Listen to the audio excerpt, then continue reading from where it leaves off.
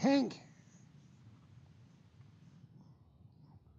This is your tank, so it's 3 metres on that side, 5 metres on that side, and we're going to fill it up to a depth of 2 metres with water.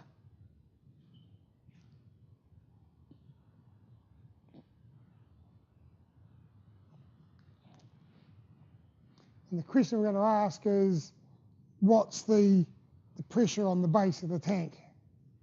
So I've got the old tank going on here. Never very good at drawing these things. Things always go horribly, horribly wrong.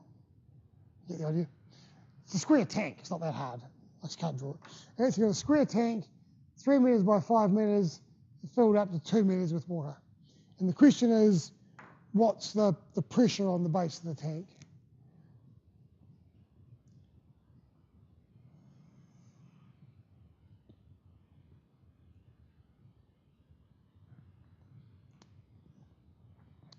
Okay, so like I said, the only formula we've got for dealing with pressure is the one we've used lots of times. Pressure is rho GH. So what's rho in this case? Yep, and for water that is 1,000. G is still 9.81, and H is 2 metres. Yep. So what have we got? About 20,000, 19.62 thousand pascals. So sort of 19.6 kilopascals.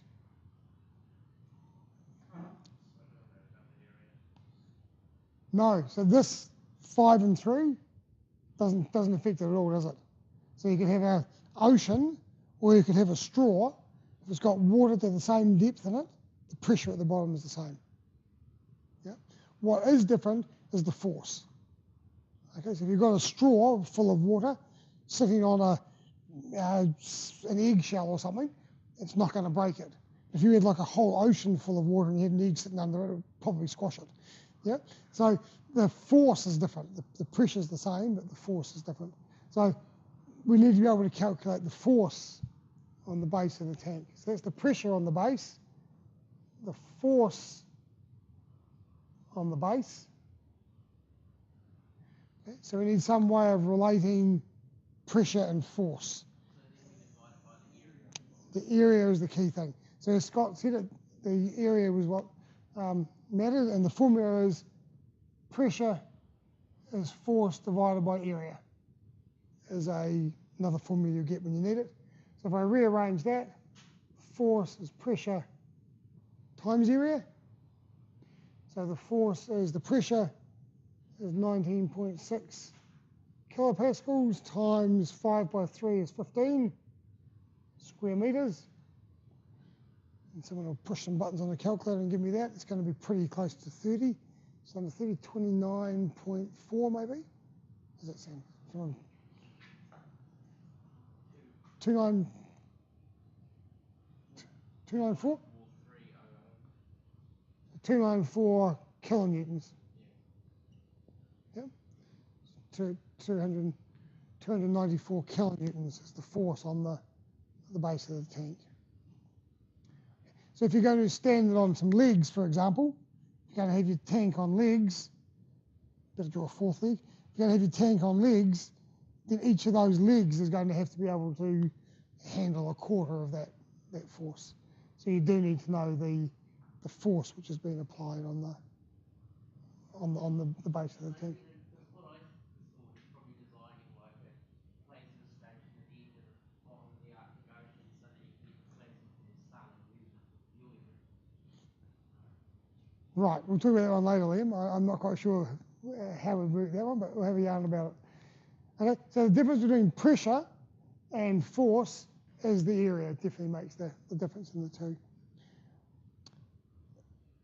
Have I forgotten anything when I was calculating the pressure here?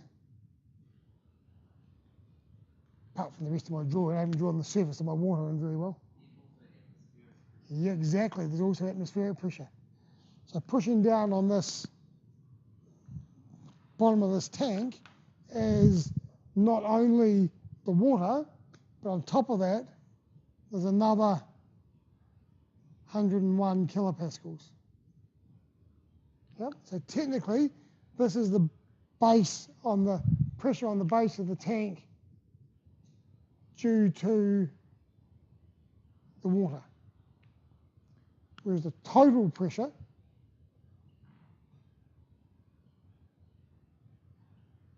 is 19.6 kilopascals for the water, plus 101.3 kilopascals for the atmosphere, is 120.9 kilopascals.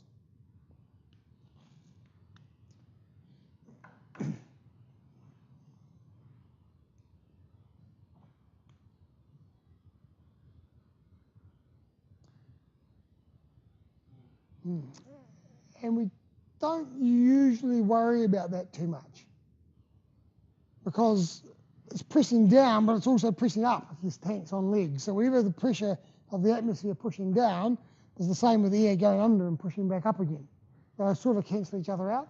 So we often don't worry about it to the extent where if you go to the garage to check your car tyres and you stand there with the gauge thing and you push the lever, it doesn't register 101 kilopascals.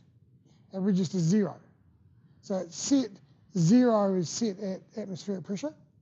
And this is what we refer to as, this one is absolute pressure. It includes atmospheric pressure. And this one is gauge pressure.